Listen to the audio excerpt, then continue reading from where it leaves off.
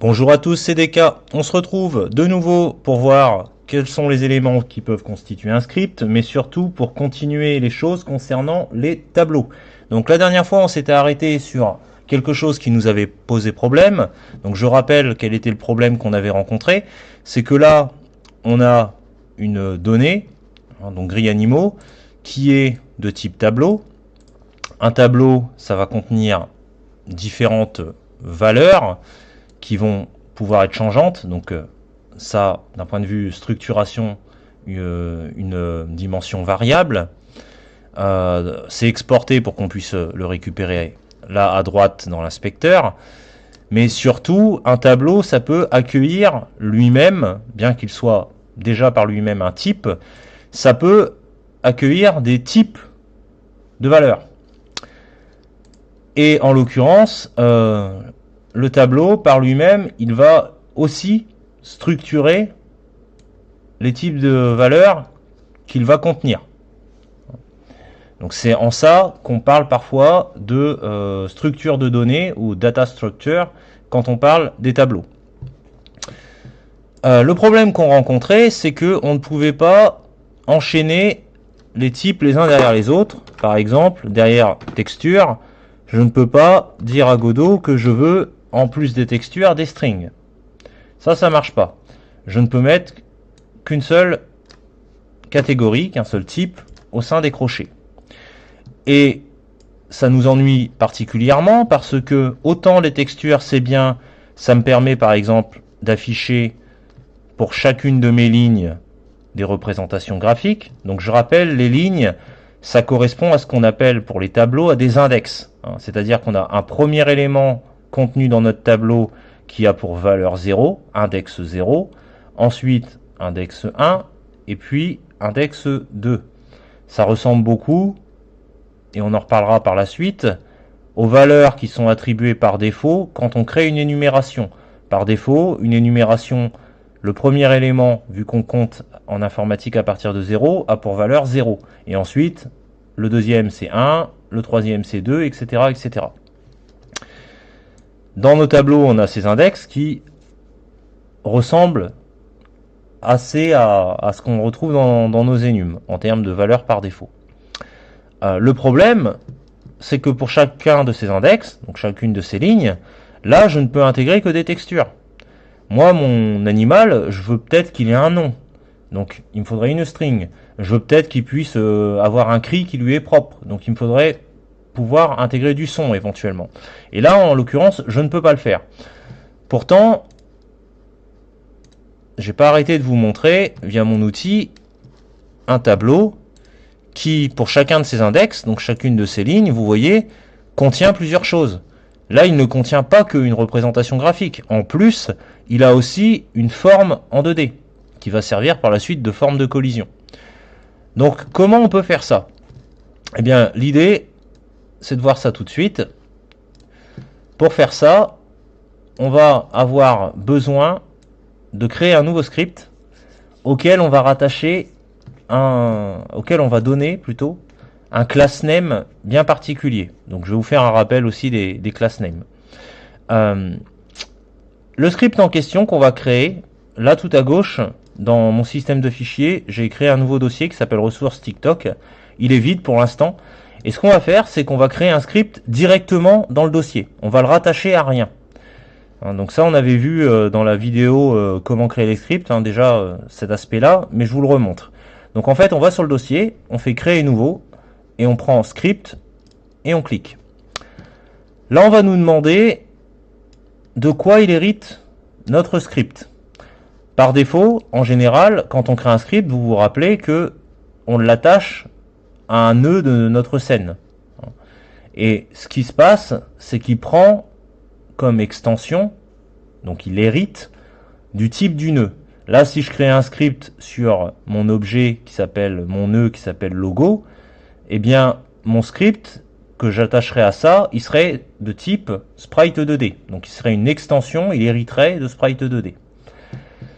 Si je crée un script directement dans un dossier, donc clic droit sur le dossier, créer nouveau script, eh bien, je peux choisir de quoi il hérite.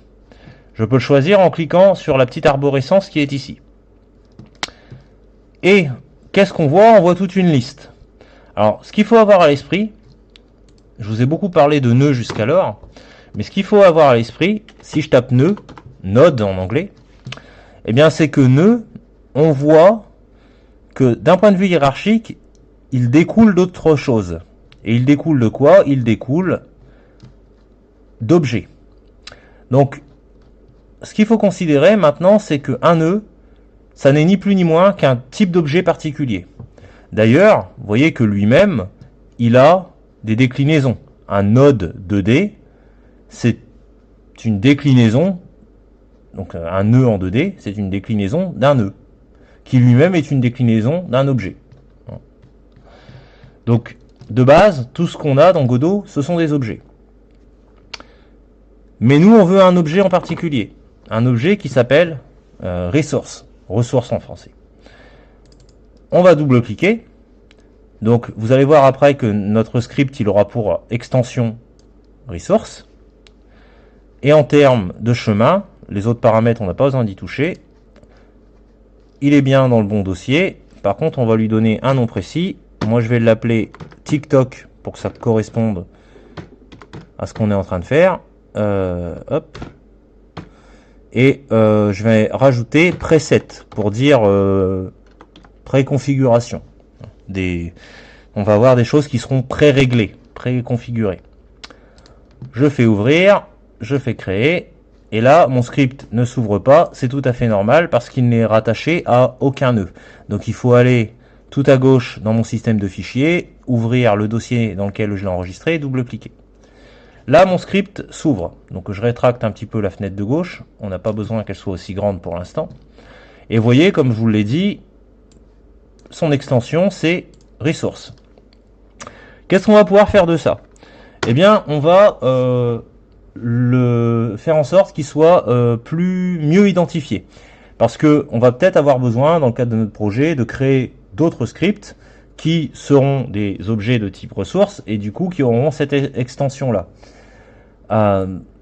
Du coup, pour pas les confondre, eh bien, on va attribuer à celui-ci un class name.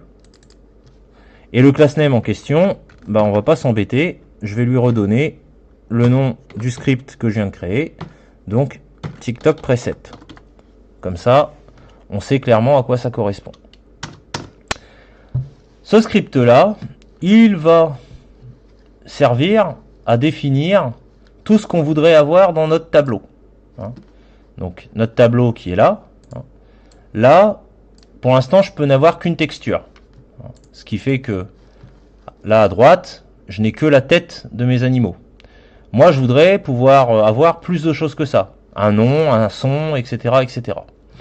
Je peux pas le faire directement ici, donc on va voir pour le faire dans notre nouveau script qui a pour class name TikTok preset. Donc qu'est-ce que je voudrais? Je voudrais effectivement un nom pour mon animal. Donc nom animal.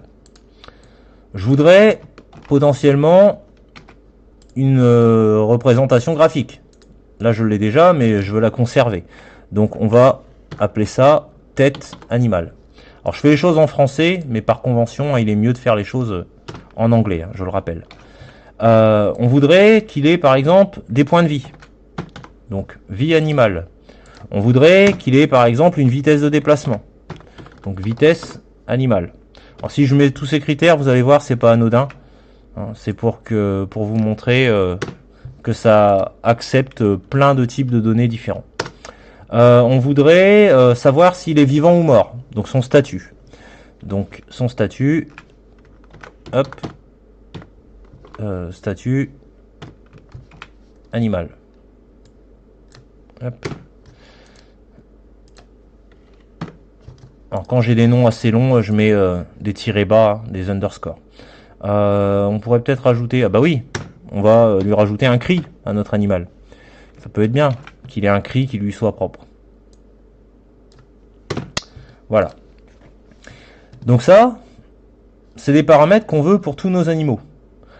Mais ils vont pas être les mêmes pour chaque animal. Un chat va pas avoir la même représentation graphique qu'un ours.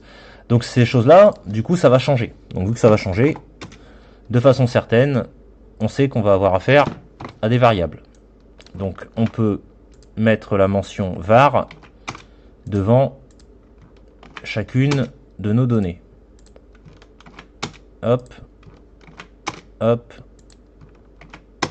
hop. Et j'ai fait une bêtise, j'ai dû effacer, oui, j'ai effacé quelque chose. Voilà. On sait qu'on va vouloir les récupérer pour agir dessus. Donc c'est pareil, on peut directement mettre la notation pour activer le mode qui va nous permettre d'exporter ces données structurées en tant que variables.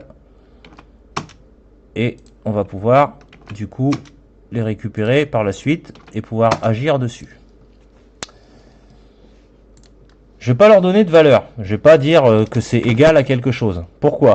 Bien parce que si je dis que le nom de l'animal c'est égal à Médor, bah autant ça sera bien pour le chien peut-être, mais ça sera peut-être pas bien pour le chat ou pour l'ours. Donc du coup, ce que je vais faire, c'est que je vais pas leur donner de valeur, mais je vais leur imposer un type bien précis. Un nom d'animal, ça va être une chaîne de caractères. Donc je vais lui imposer un string. La tête de l'animal, ça va être une représentation graphique, donc je vais lui dire que là je veux plutôt une texture. Alors je vais rester suffisamment large, je ne vais pas préciser quel type de texture, parce que moi je voudrais potentiellement, là si vous voulez, je me suis servi d'images qui sont uniques, hein, c'est-à-dire qu'on a une image, une tête d'animal. Mais peut-être que plus tard, je construirai une grille, un sprite sheet, dans laquelle j'aurai toutes mes têtes d'animaux. Et je voudrais pouvoir piocher dedans. Donc si c'est le cas, il vaut mieux que je mette texture ici au sens large. Comme ça, je pourrais choisir n'importe quel type de texture. Parce que là, vous voyez, si j'ajoute un élément, concrètement, mon chat, mon chien et mon ours, ce sont des textures, mais de type compressé. Compressed texture 2D. Mais plus tard, peut-être que je vais construire une grille, comme ça j'aurai une seule ressource, un seul élément, dans lequel j'aurai tous mes animaux. Et là, ce qui sera plus intéressant, ça ne sera pas d'utiliser une compress texture, mais plutôt un atlas texture. Atlas texture, je vous rappelle, c'est ce que j'ai utilisé, par exemple, pour mon outil avec mes différents sapins. Vous voyez que là, certes, je n'ai qu'un élément qui apparaît, mais si on clique et qu'on regarde d'un peu plus près les choses, eh bien on s'aperçoit que notre élément, il est extrait d'une grille où il y a plein d'éléments différents. Et en fait, via l'onglet modifier la région, je vais chercher dans cette grille l'élément dont j'ai besoin. Et une fois que je l'ai sélectionné, effectivement, il apparaît ici. Donc ici dans la case. Et là, vous voyez qu'on est sur un atlas texture. Donc ça peut être intéressant du coup de rester très large ici au niveau de notre script, de juste mettre texture, comme ça nous donnera beaucoup plus de possibilités et de flexibilité par la suite. Les points de vie de l'animal, on va dire que il a des points de vie qui correspondent à un nombre entier, donc on va mettre un int. Sa vitesse, sa vitesse elle peut être sur un nombre à virgule, je sais pas, 15,3 km/h. Donc, vu que c'est un nombre à virgule, potentiellement, on va dire qu'on voudrait un float ici. Là, le statut, soit il est vivant, soit il est mort. Donc, s'il est vivant, on va dire que c'est vrai qu'il est vivant. Si il est mort, on va dire qu'il est faux qu'il est vivant. S'il est mort, ça veut dire que le fait qu'il soit vivant, c'est faux. Donc, vrai ou faux, true ou false, c'est ce qu'on appelle, je le rappelle, un booléen. Et la variable cri-animal, et bien là, on va avoir besoin d'un type précis AudioStream. Hop. Alors il y a des trucs plus précis, il y a AudioStream Player 2D, AudioStream Player 3D. C'est pareil, je préfère rester large, comme ça me laisse une marge de manœuvre par rapport au type de son que je vais vouloir intégrer par la suite. Donc là, j'ai 6 éléments. Je fais un CTRL S pour sauvegarder. Mon script, il est sauvegardé. Et en fait, ce que je vais faire, c'est que Je vais retourner dans le script que j'utilisais jusqu'alors. Tout ça là, je vais le vider. Hop. Je vais enlever texture. Hop. Bon, je vais déjà faire un CTRL S, comme ça. Alors là, il aime pas, hein, je rappelle, quand on a un arrêt derrière lequel on met des crochets, si on lui donne pas de type, il aime pas. Hein. Donc, quand on n'a rien en termes de type, on fait ça. Et là, Godot nous indique pas d'erreur. Mais dès l'instant où on met des crochets, il faut indiquer quelque chose entre les crochets. Bah, qu'est-ce qu'on va indiquer maintenant? Nous, on veut récupérer tout ça dans notre tableau. Comme vous le savez, on ne peut pas enchaîner les différents types entre les crochets. Par contre, tout ça, étant donné que c'est contenu dans ce class name là, eh bien on va se servir du class name comme d'un type que peut récupérer notre tableau. Donc là, je vais le copier-coller. Et je vais faire un CTRL S. Là, vous voyez à droite que grille animaux array, il a maintenant pour paramètre, comme type de choses qu'il peut aller chercher, TikTok preset. Donc il peut aller chercher quelque chose qui est finalement le class name du nouveau script qu'on a créé. Et du coup, vous allez voir qu'on peut récupérer toutes ces données-là et leur type. Alors, moi j'ai eu des bugs par le passé. Faites attention, là vous avez vu que j'ai bien fait les choses, que j'ai enregistré à chaque fois, que j'ai tout remis à zéro avant de mettre TikTok preset. Si parfois vous remplacez, que vous n'avez pas remis votre tableau à zéro, il se peut que Godot bug, hein, c'est-à-dire qu'il n'arrive pas à actualiser et qu'il n'y arrive tellement pas qu'il vous mette plus rien. Hein, c'est-à-dire que même les trucs que vous avez fait avant, vos variables exportées avant, comme par exemple les rubis, comme le nom du personnage Zelda, les briques pleines, que là vous ayez plus rien du tout. Si ça vous arrive, moi j'ai mis un petit moment avant de trouver comment faire. Alors vous avez plusieurs possibilités, soit vous fermez votre scène, vous la réouvrez. Ça marche pas toujours. Ce qui a l'air de marcher le mieux, c'est ici tout en bas. Hein, vous avez Editor, Description et vous avez Script.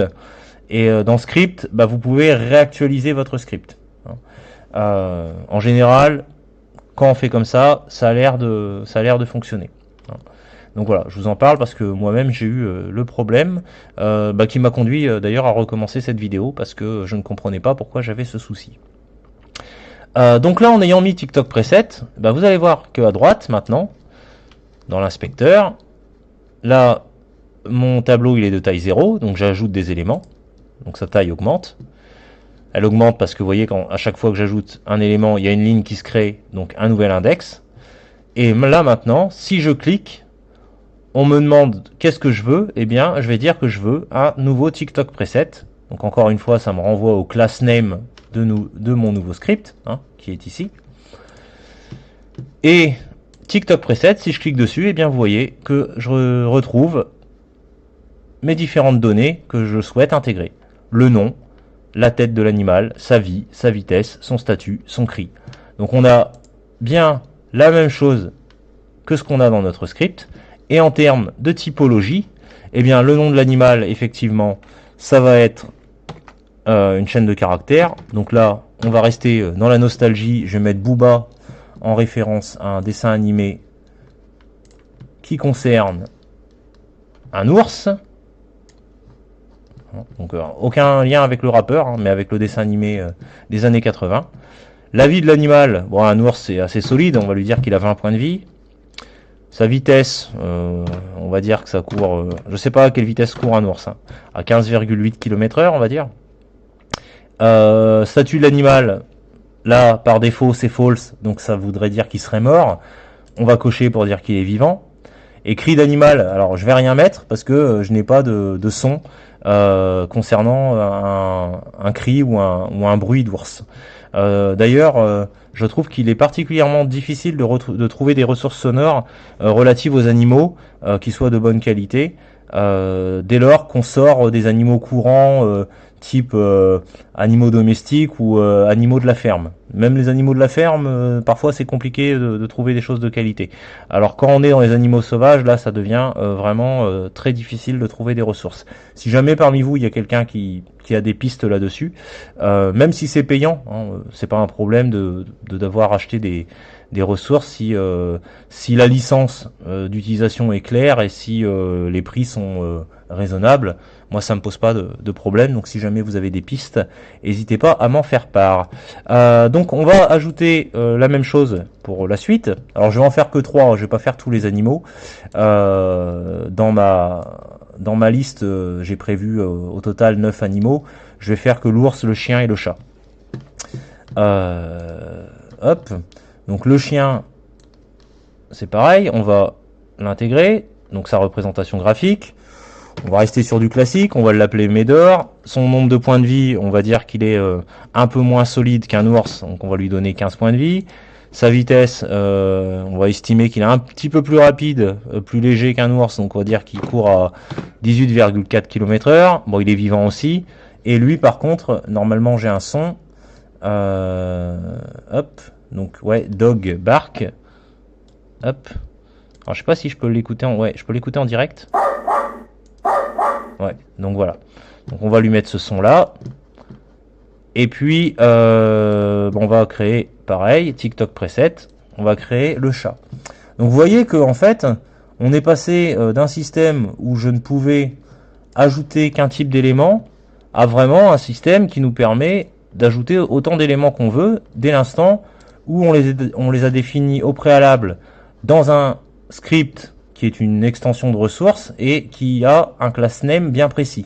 Et en récupérant dans notre tableau ce class name qui devient lui-même du coup un type, qui a valeur de type, eh bien on arrive à récupérer tous les éléments qu'on veut retrouver dans notre tableau. Donc là notre chat par exemple on va l'appeler Félix. On va dire qu'il est qu'il est un petit peu allez, on va pas faire de team team chat, team chien, on va dire qu'ils sont à égalité. On va dire que le chat est quand même un petit peu moins rapide, mais s'il avait un paramètre de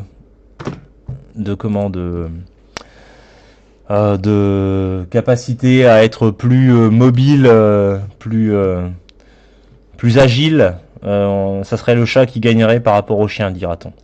Le cri du chat, j'en ai un. Alors, il n'y a pas de grande qualité de mémoire, mais j'en ai un. Hop, on va l'associer. Glisser, déposer.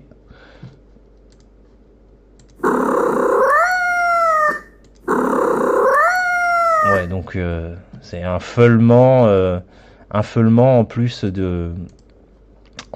d'un miaulement. Donc voilà. Donc là, vous voyez que on peut faire quand même des choses assez complètes dès l'instant où on récupère dans notre tableau un class name qui a valeur de type. Alors, si j'ai placé mes animaux dans cet ordre-là précis, c'est pas pour rien. C'est parce que n'oubliez pas qu'on a une enum qui nous permet d'avoir un menu déroulant et qu'à terme, on va vouloir connecter notre menu déroulant à notre tableau.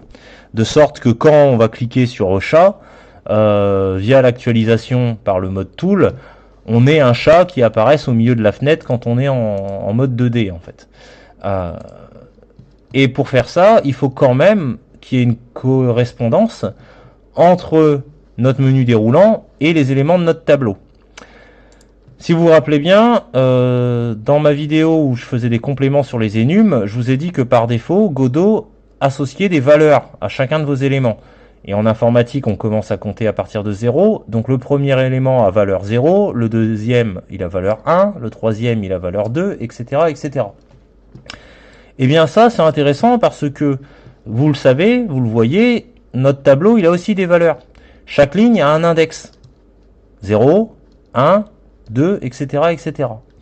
Donc quand je vais cliquer au niveau de mon menu déroulant sur ours, je vais dire que j'ai quelque chose qui a une valeur 0 et que je veux qu'elle corresponde à mon tableau à l'index 0, de façon à ce qu'il me charge tous les éléments qui sont en lien avec l'ours. Donc c'est pour ça que je les ai placés dans cet ordre précis-là, et tous les éléments qui viendront par la suite, je ferai en sorte de les placer dans le même ordre que leur ordre d'apparition au niveau de mon énumération. Alors attention, je vous ai dit aussi que vous pouviez par exemple redéfinir vous-même les choses dans votre énumération. Vous pouvez le faire, mais si vous faites ça, faites attention, parce que là en l'occurrence, si que je dis que ours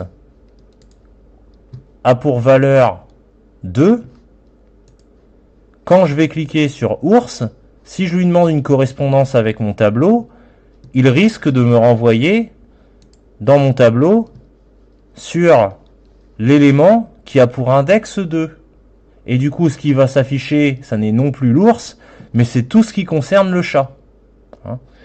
Donc, faites attention si vous vous mettez à attribuer vos propres valeurs au niveau de votre énumération, à ce que ça corresponde bien quand même avec les éléments qui se trouvent dans votre tableau et qui ont un index précis.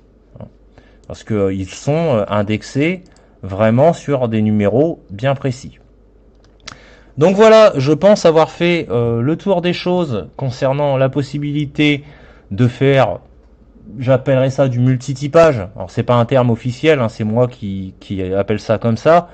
Mais pourquoi je dis multitypage? C'est parce qu'on a vu que de base, on ne pouvait intégrer qu'un seul type entre les crochets, et que en se servant d'un class name, d'un script qui est une extension de ressources, on pouvait récupérer le class name comme étant lui-même un type au sein des crochets, et du coup récupérer tout plein de types différents, et du coup, a fortiori, tout plein de données différentes au sein d'un même index, donc d'une même ligne.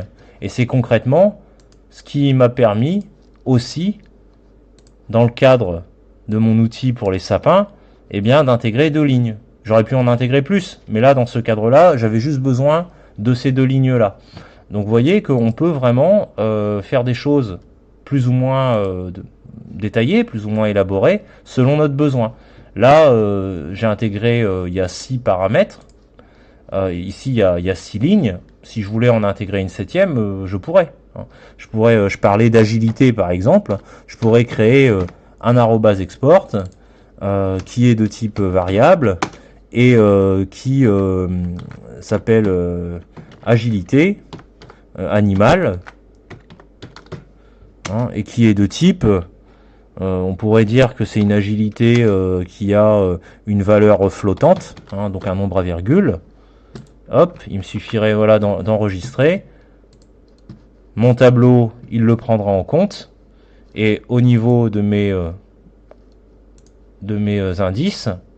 index, pardon, vous voyez qu'on aurait le paramètre agilité qui se serait rajouté. Et là, on pourrait dire que le moins agile, ça serait l'ours. Il a une agilité de, je sais pas, de 2,5. Le chien a une plus grande agilité. Il a une agilité, je sais pas, de 4,5. Et le chat, c'est lui qui a la meilleure agilité. Il aurait peut-être une agilité de 8,5 par exemple. Vous voyez, ça serait possible. Et on pourrait en rajouter, je sais pas, des dizaines, des vingtaines, etc., etc., quoi. Donc voilà comment on peut, à travers un tableau, récupérer énormément de données de types très différents, de façon après à construire un outil qui nous permette de sélectionner un élément avec plein de caractéristiques qui lui sont propres, qui lui sont même uniques, mais tout ça sans avoir à créer toute une multitude de nœuds à gauche dans notre scène qui devrait correspondre à chacun de nos animaux. Vous voyez, là, j'ai pas besoin de créer un sprite 2D ours, un sprite 2D chien, un sprite 2D chat, etc., etc. Là, avec juste, vous voyez, j'ai même pas pour l'instant de créer de sprite 2D relatif aux animaux. Il faudra que j'en crée un, mais ça sera un sprite 2D qui sera complètement vide. Et au fur et à mesure qu'on va rattacher notre menu déroulant à notre tableau, eh bien à chaque fois qu'on cliquera sur un animal, notre sprite 2D qui est vide viendra s'actualiser, et en fait ses paramètres par défaut, ça sera ceux qui correspondent à l'animal qu'on a coché ici et aux éléments, aux paramètres qu'il a qui permettent de le définir dans le tableau. Voilà. C'est exactement ce qu'on a, encore une fois, dans notre outil avec les sapins. Vous voyez que j'ai un sprite 2D, mais par défaut, il est vide. Il n'y a rien dedans. Et quand est-ce qu'il se remplit? C'est quand je choisis un sapin dans ma liste.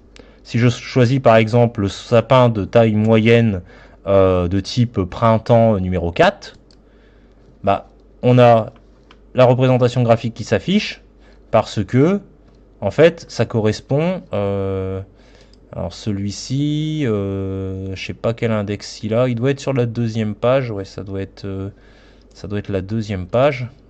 Hop, ça doit être celui-ci. Ouais, vous voyez, il correspond à ça. Donc en fait, quand on clique sur la liste, ça nous renvoie aux données du tableau qui correspond à l'index 23. Et du coup, notre sprite qui était vide à la base se met à jour. Il récupère les choses qui sont en lien avec le paramètre 23. Donc lui, il récupère la représentation graphique de l'index 23. Par contre, il ne récupère pas la forme en 2D. La forme en 2D, elle est récupérée par notre composant Collision Shape, qui par défaut est vide aussi. Mais dès l'instant où on sélectionne quelque chose dans la liste, vous voyez, il vient s'actualiser. Puisque vous voyez que si on le remettait à 0, eh bien, il redeviendrait vide. Donc voilà. Donc j'espère que ça vous permet d'y voir plus clair sur les tableaux et surtout sur la façon dont il est possible d'insérer énormément de choses à l'intérieur. Et bien sur ce, moi je vais vous laisser. La prochaine vidéo devrait concerner les signaux de façon à pouvoir connecter la liste du menu déroulant à notre tableau. Donc je pense qu'on abordera la question des signaux qui sont prévus à cet effet la prochaine fois. Sur ce, eh bien, j'espère que ça vous aura plu et je vous dis à bientôt. Salut!